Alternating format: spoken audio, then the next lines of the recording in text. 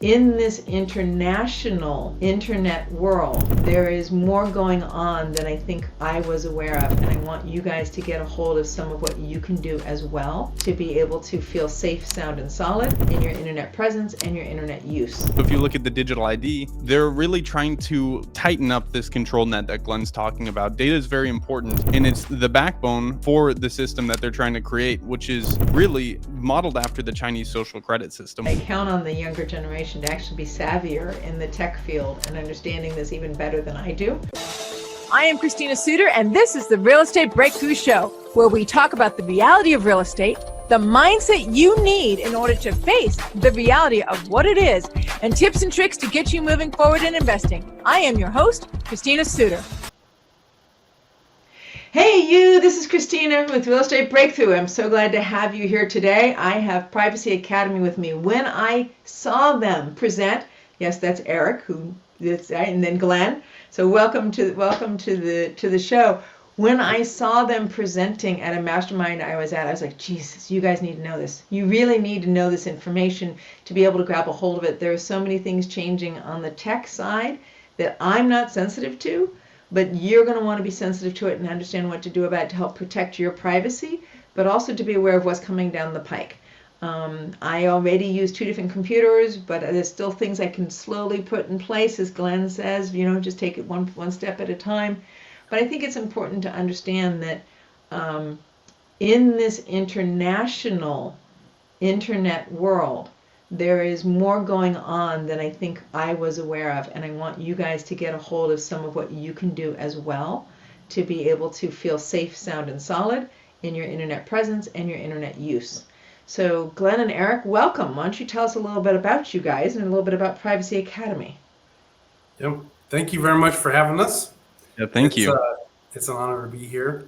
So Privacy Academy is a business that I started, 5 or 6 years ago, really during the very early days of COVID. And I just thought it was very important to teach privacy. I've been involved in privacy and security for, quite a long time. And I've seen kind of things that grow and develop, and it just gets scarier and scarier, actually. And so I was in it, but then I just got this urge, this inspiration to teach others with it.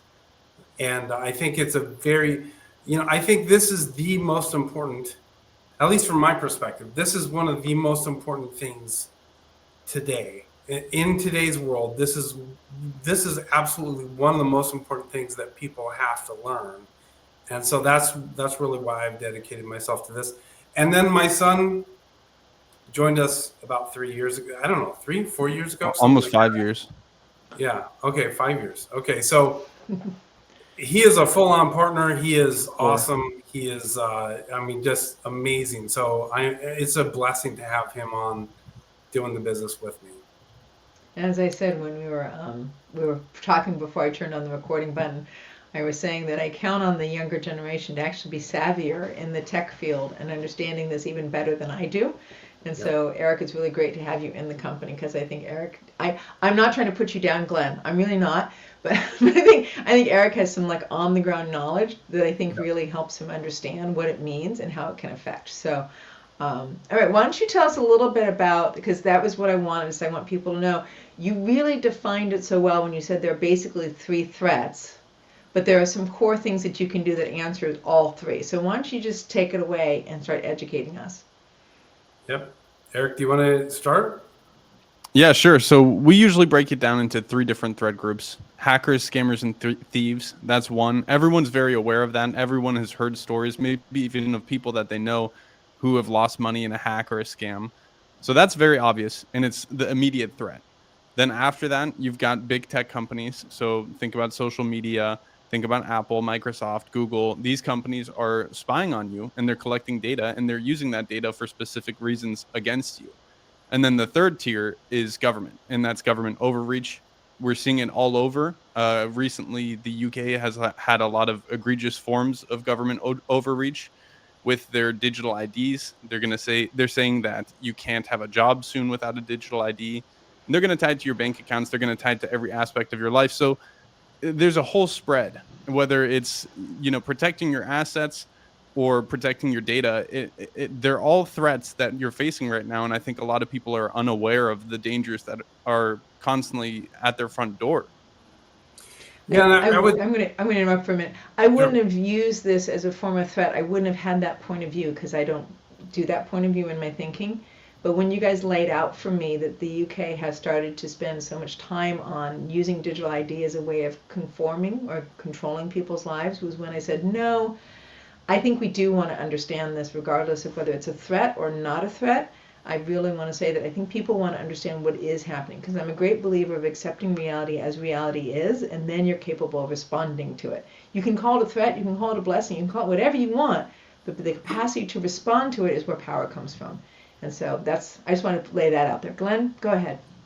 Yeah, and I think it's a good point because, I think if we study history throughout time, and especially back to our founding fathers, all of that stuff, the lesson is we have to be careful how much power the government gets. And I love America, and I think a lot of times people forget really what makes America great. What makes America great is not our government, but our Constitution, which limits the power of our government. And that's really an important key that we have to have there. Now, one of the things I would like to do is go back to what Eric was talking about with the three threats. So we look at hackers and scammers, big tech, and big brother. They all want the same thing. This is very interesting. They're all after the same thing. They all want our data. And that's, why do they want our data? Why are they so hungry for our data? So hackers and scammers, they do these database breaches, Target and Apple and Google and all of these places get their databases breached, right? The key to understand what that is, these hackers are not attacking the companies. They're not after the company's information. They're after our information. They're after the customer's database, our information. So these hackers break into these databases. They then sell it on the dark web, this data, and then all these other hacker groups buy it all up. And what they want to do is they want to pull your data from this website and this website and this website and this website, and they want to put it all together in a bigger picture about you. And the whole is worth more than the parts. So the more information they can get about you, the more ammunition they have against you. And that's what they do. And so they're weaponizing your data against you. Big tech does this too. If we look at Google, every single product that Google makes, from Chrome browser, Android phone operating system, Google.com, Google Maps, all of this stuff, all of these products are a Trojan horse. And the entire purpose of all of these products is to get your data. And then they get that data, and then they have AI analyze it and put it together into a big picture about you. And then they want to then use that data against you. Now we get into the government. Government has, first of all, they collude with Big Brother, big tech. So they're getting that data. But then they all of the countries around the world are now, it's a globally coordinated event to implement digital IDs. Digital IDs will be tied to us, everything that we do online, everything that we do offline. All of this stuff, all of the data will be stored in a centralized database, and then they will have that data that they can then use against us. Data is extremely important. We don't value our data enough. We have to value our data more, and we have to understand that it's important to stop the flow of our data to these threats. And so I think that's an important perspective that I wanted to start with, of just, you have to understand how important your data is, because that's what's being used against you. So I know that part of what we're talking about, and some part of the examples, and what really like got me concerned, if you want to call it that, like get my awareness, was how the UK has been doing that. So Eric, I think you have some examples as to how the UK has been using, whether it's digital ID or just their I don't know what you call it, observation or the monitoring they're doing on social media. Can you remember some of those examples? Because I think people need to know those. Yeah, so one of the crazy statistics is around to over 30 people get arrested a day just for what they post online in the United Kingdom. That's a very shocking number. And so if you look at the digital ID, they're really trying to tighten up this control net that Glenn's talking about. Data is very important, and it's the backbone for the system that they're trying to create, which is really modeled after the Chinese social credit system, where every aspect of your life is monitored and then judged. And if you look at how our society has been set up, I like to describe a smart device as, one, it surveils you, and then two, it's controllable. So everything in your house is connected to the internet. It's all centralized power, like Glenn is talking about. And they have every aspect of your life into this chokehold where, one, it's collecting data, and two, it can be turned off at will. So not only that, if you throw in the whole idea of AI on top of it, where it's always watching, always learning, and able to constantly judge, they're setting up a system that is the most powerful control system to ever exist. And I'm not saying this to scare people. I don't think it's good to get scared of it. I think you just need to be aware and then start taking the steps to get away from the system and rejecting this blind push for convenience is the argument that they always try to make. So what is it in the UK code that allows them to even, like the governmental laws, that allows them to even arrest somebody for what they post on social media? Because to me, as an American citizen, I'm like, excuse me? Like, you're going to arrest me because I put something out on Instagram? Like, that's confusing to me. So how are they even able to implement that? Yeah, so I think we take it for granted. In the U.S., we take our Constitution for granted. I would say it this way: in the U.S., we've got a few advantages. First of all, it all starts with we at least most people acknowledge that our rights come from God and not from the state. The state doesn't have the authority to infringe upon our God-given rights. And so that's the starting point. That's what was written in the Declaration of Independence. Our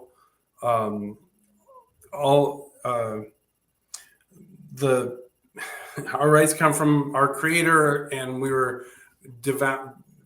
I can't remember the words off the top of my head, but you know what I'm saying. We know what you're saying. You're good. Go for it. Yeah, and the Constitution then is a layer on top of that, which is the line in the sand that protects that is the line in the sand that the government shouldn't cross. This is the limit that the government has authority on. Unfortunately, we've allowed the government to cross that too many times, but it's still the supreme law of the land. Now, when you look at the UK and Canada and Australia and New Zealand, we take it for granted that these countries have the same type of system that we do, but they don't. They don't have the belief that the rights come from God, nor do they have a constitution which limits the power of the government. And so the government really can define what they want to do. And this is why we see an out of control Canada and Australia and UK. It is a more dire situation there, but they're trying to do the same thing here. And I think that's an important thing to know. Every state, I don't know about every state, but the vast majority of states are passing these online child safety acts. Online child safety acts, this is not, so what they do is they sell it to us as, okay, we're going to protect kids from online porn. That is not what it's about. They always name bills kind of the opposite of what they actually do, right? They are not interested in protecting kids from porn. What these bills allow them to do is to tie your identity into the websites that you visit. So you will be tracked on everything that you do online, and there is no way to then be anonymous online or to stay private. And they want to totally surveil you. That's what it's all about. Is they want to totally surveil you. Everything that you do, every comment that you make, whatever you read, everything will go into this centralized database, which they will then, use to train AI on you. And again, what Eric was saying is this sounds very dystopian, and it is. The world that they are trying to create is very dystopian. That's not necessarily the world that's going to happen. That's not the way the world is going to unfold, as long as we stand up for liberty. And this is really why we do it. We teach privacy for a reason. Privacy is essential for liberty itself. And so that's why we do what we do. Yeah, And and also just to yes, quickly Eric. build off of that, one of the reasons this is happening is because people aren't holding their states accountable. And for example, Glenn talked about the Constitution and how it is this firm line in the sand. They have completely ignored the Fourth Amendment. I mean, privacy has been eviscerated. And that's one of the reasons why we're very vocal about it, is because we, the people, need to be the ones that hold our state accountable. And I don't mean that in the sense of like violence. I mean that in the sense of, let's spread the word. Let's come together. Let's get this on the ballot locally. I think local is really the answer. We have to focus on this in a decentralized way. Yeah. So Eric, I think I was just going to ask you the question next, because that way we're sharing the time between you and Glenn. But I think that you have some pretty good story that to me seems powerful, and people understanding. Yeah, like for me, I go, well, I don't care if they have my data. What am I doing, right? I'm not doing anything that they're going to give a crap about, right? But I think you have a really good story as to, well, how does that affect, right? What's happened? What do they do? How do they affect you? How do they move you, right? And maybe, for me, my hope is that if people can be aware that they're being moved, then maybe they can be more cautious about what they're being shown, if that makes sense. Because I know just in psychology, because psychology is one of the things I love to talk about and study, as I know that they can cultivate your experience and they push you down, quote unquote, a rabbit hole. I don't know that people are sensitive to how that happens. So Eric, why don't you tell us a story and give us more feedback on how they're actually cultivating you? Yeah, thanks for that. I think it is a great way to explain what data is, because it's kind of this nebulous thing that just a word, you don't really know what your data means. But anyways, before I joined Privacy Academy, towards like the late teenage years of my life, I went through some hard times. I got pretty depressed. I was pretty just in a bad place, I guess. And I went to culinary school, and I was also a line cook. And keep in mind, Glenn was my father, so he gave me a lot of lessons on liberty, and he was telling me about surveillance. But of course, as a kid, I would just oh, okay, Dad, and roll my eyes. So one day I was having a particularly depressing day. I went to school and then I went to work, and I listened to this song on repeat over and over and over. It's this song called Rotten Apple by Alice in Chains.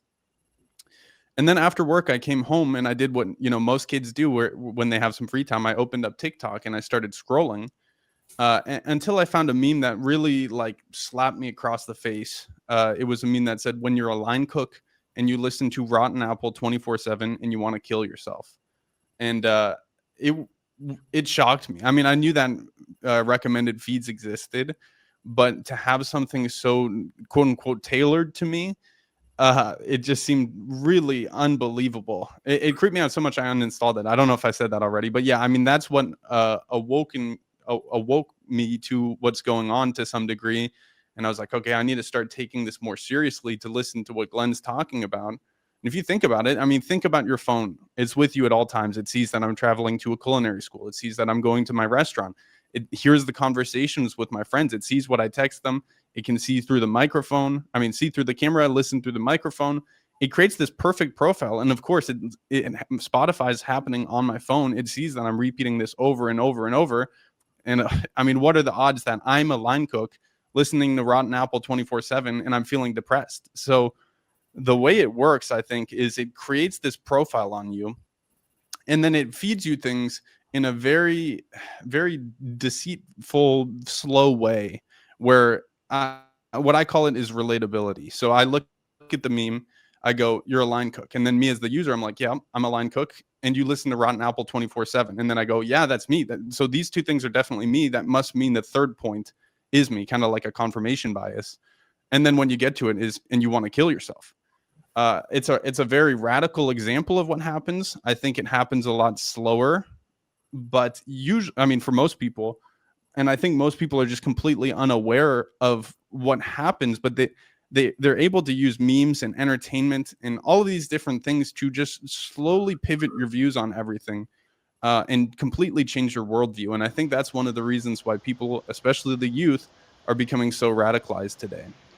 And this confirmation bias, I think, is so important, because it's a little like, do you have your friends continuing to support you in that the world is tough, the world is horrible, this is the way it is, oh, you're right, Mm-hmm. And therefore they're almost joining you. I guess it's from a point of view of psychology, they're joining you in this sense of upset in the world, and therefore you have the right to be upset, to be depressed, and they're not pulling you out of, they're not encouraging you to move out of that confirmation bias. Now, as we've talked about, good friends and even friends, even friends in high school, be like, oh, come on, dude, it was just a math test, right? Like, get over it. And like, oh, yes, I guess I could get over it. Right? But they're not doing that, right? Yeah. They're confirming your bias of your emotions, negative or even positive, which is polarizing them. Maybe that's the word. They're polarizing them so that you're continuing to go down your channel. And you're going down your channel without being questioned by something that you spend a lot of time with, right? And that's what concerns me, is this concept of, but the internet agrees with me, or my friends on the internet agree with me. And I feel like I even saw that during COVID in my own household, right? Like, oh, somebody in my household gets off and they're like, well, blah, blah, blah, blah, blah. And I'm like, there's a lot of points of view in the world. That's just one of them. Like, and therefore it's that confirmation bias that drives you deeper and deeper and isn't trying to heal you, isn't trying to balance you, isn't trying to expand your perspective, and isn't even necessarily looking to give you joy when you're depressed. It's looking to say, hey, are you suicidal? What? Like, wait, hold on a second here. Where do you want me to go? Because you're not pulling me towards anything positive. You're just confirming my own negativity and making me more biased. So that's what stood out to me about your story. Now, and I think I want to be clear here that was a manufactured confirmation bias. That post that Eric saw was not an organic post. That was made in the moment by AI to target Eric. They made it look like it was from other people. They had some comments on it, all that stuff, but that's not what it was. It was made in the moment for Eric. And so I think one of the best ways to understand AI and how it's manipulating us is to think about AI as being Google Maps. So I think this is the best analogy that there is. Around the world at any given time, there's millions of people using Google Maps. And so, okay, I'm here. I want to go here. Show me how to get there, right? AI is different. It's the same thing, but it does it on an emotional or state of mind perspective. So, okay, it knows that you're here, and it is programmed to take you here down despair, radicalization, and maybe suicide. And it will take you down your own customized rabbit hole to that place. And that's what happened with Eric with TikTok. And that's what TikTok's AI is designed to do, I believe.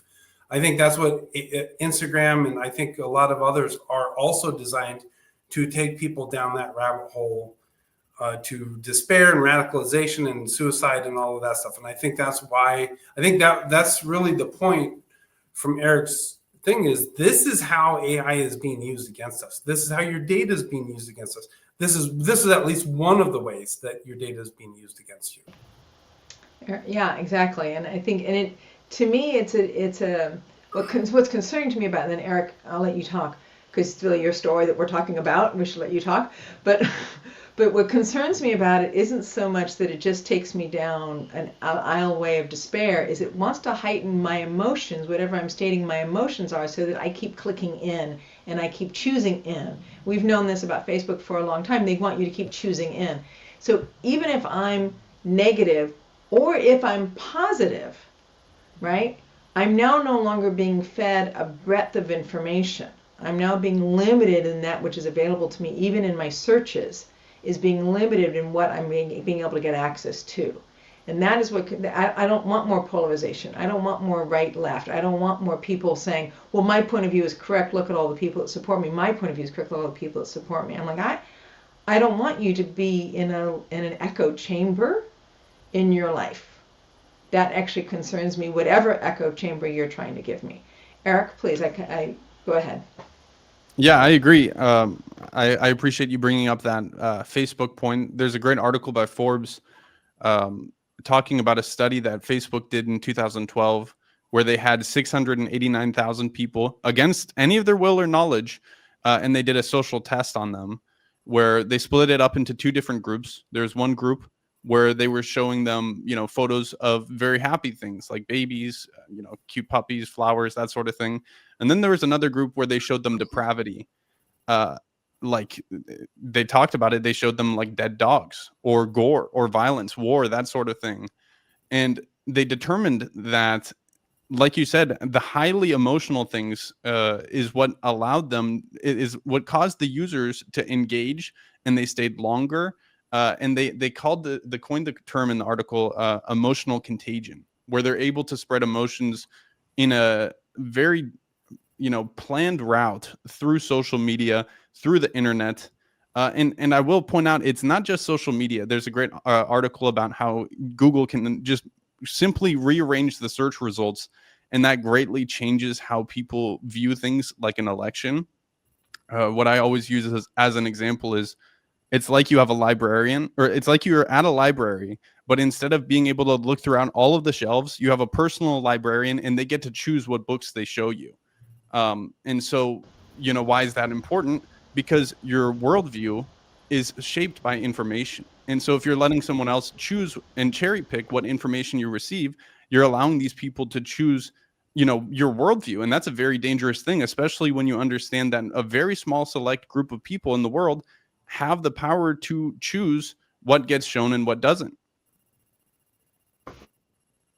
Was that your point, Eric? Because I don't want to cut you off if you had a different point. Yeah. I'm gonna jump topics a little bit. Okay, so now we've talked about what's happening. We've talked about, I think we've added as to why is it important, even if you're like me, where I'm like, what do I care if they have my data? I'm like, well, wait a minute, but they're actually driving me down these confirmation bias, and they're interrupting my capacity to get access to data. And so now I've intentionally created not other identities, but other streams that I go to intentionally to try to get neutral data again. Because as an investor, I need neutral data.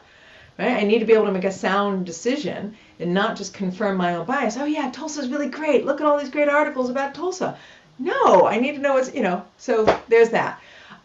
Let's jump a little bit to, well, what can we do about it? So if they're intentionally cultivating an identity based upon how they get access to me, like you said, this isn't necessarily what's going to become so, it's what could become so. But if we start having a voice now in choosing, right? Whether it's active, being an activist in choosing, or simply withholding our information so they're not finding it effective, or all the above, what can we do about it? Okay, so it's actually quite a complex answer. Privacy is not just like, okay, get a VPN and you're good. There's no silver bullet for privacy. So what we do is we teach people how to get private and secure in a planned way forward. And we tell people to focus on bite-sized pieces. So we give people just bite-sized pieces. I don't know if this is the direction you wanted me to go or not, but it's exactly the direction I want you to go. Like there's something we can do about it, right? Yeah. So let's get to that side. Yeah. So the main point is, if you just dive in and you start looking at all these YouTube channels and all this stuff, most of the time people just get overwhelmed. It's just like this emoji with the brain exploding. It's like, oh my God, I can't handle this. But let's just take it from like basics. Okay, first of all, get rid of smart devices. Get rid of your smart vacuum cleaner, your Alexa. Get rid of your Alexa. Absolutely. Get rid of your Ring doorbell. Anything that is any smart device is a surveillance device, and it will be used against you. So start with some basic things like that. Ultimately, you want to try to move away from your big tech devices, your phone, your computer. But I don't really want people to do that right at first. That's where you want to get to down the road. There's some other things you need to learn how to think about things. I would say think about things is the most important thing. You need to really understand how to do passwords the right way. Passwords, because we've talked a lot about the big tech and big brother aspect of this, but really the most dangerous thing right now immediately is hackers and scammers. They're very dangerous, and they're being super powered now with AI. They're really magnifying what they're able to do. And so I think, just passwords. You got to get passwords. You got to figure the passwords out. You've got to figure out two-factor authentication. So anyway, let's talk about some things that they can actually do. So get rid of your Alexa. Get rid of your Ring. I'm proud of having a dumb home. That's what I like to do. Cover your camera. Yep. Cover your webcam. You've got to cover your webcam. Yeah. There's a thing called a mic lock. So I've got one here. So this is a mic lock. And so it's upside down there. So if it's just it looks like a regular microphone plug, right?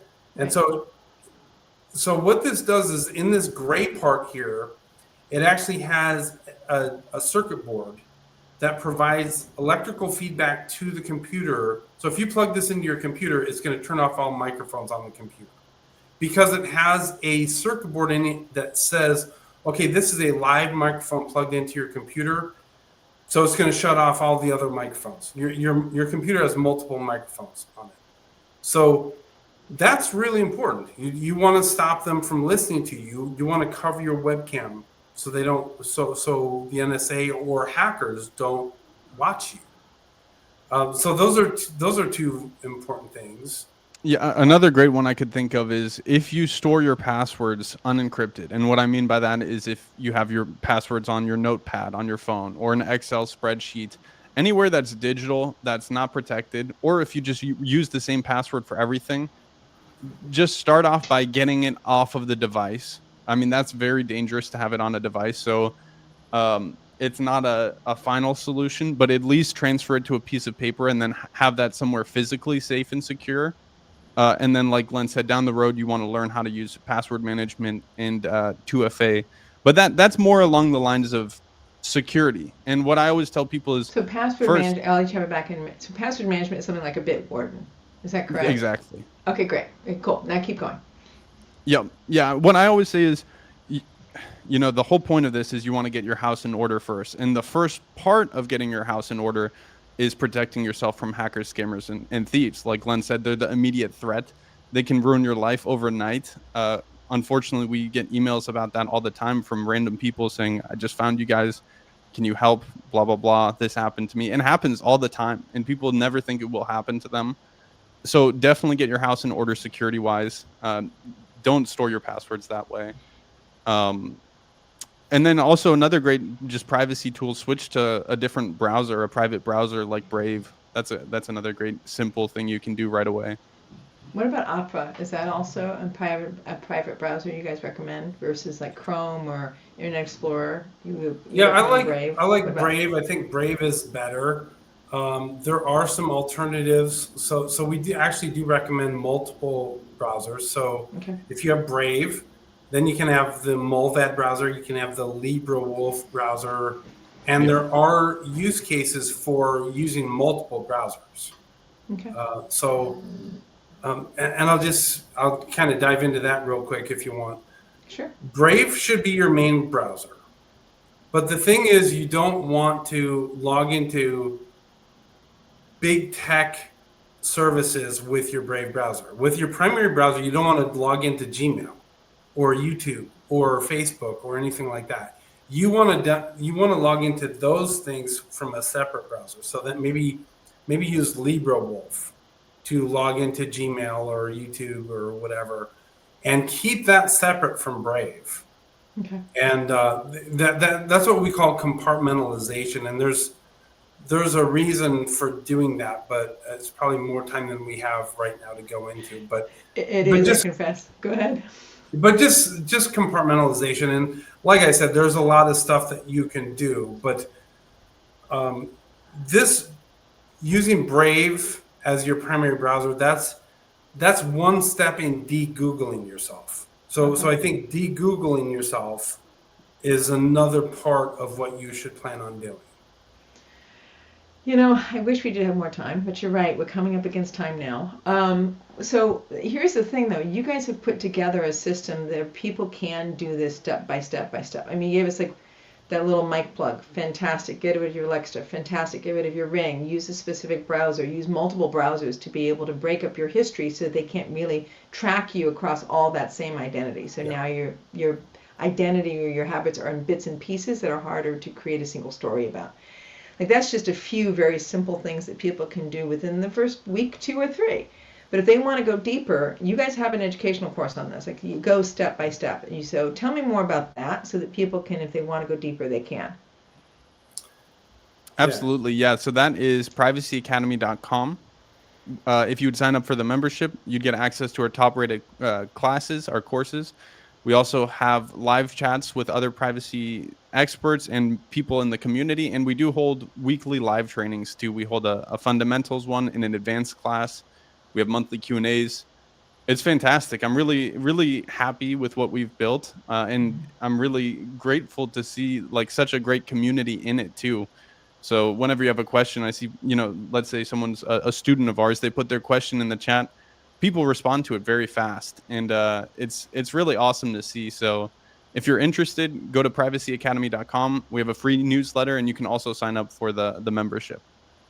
I love that. I really do love that, because it just feels to me like you guys are doing the service of making it approachable, right? Like, oh, no, our services are just this. If you have a large corporation, we can help solve that. Whereas this is like, no, you're an individual. You want to get your life cleaned up. You want to clean up your own footprint. Here's a way you guys can do it piece by piece, chunk by chunk. It's not overly expensive per month. It's something that people can get access to and still have access to the experts like you guys on, no, this is how you need to do this versus how Jane needs to do it versus how Sam needs to do it in his family with his needs. So I just really appreciate how you guys have something on the ground that people can actually approach, that's usable, implementable, and not overly costly. So thank you for putting that together, because I haven't seen that from all the different companies that like to get involved in this topic. So I really appreciate that personally. Thank you. All right, so you guys heard privacyacademy.com, pretty straightforward, easy to get to. I really appreciate it, Glenn and Eric. Thank you for being on my show. If you guys want to know more about this, you know how to find Eric and Glenn on Privacy Academy. If you want to know more about my show, it's easy enough. It's Real Estate Breakthrough on YouTube, Amazon TV, iTunes, iHeartRadio, and a variety of other platforms. You'll have our next show in the next week. Thank you so much. Thank you.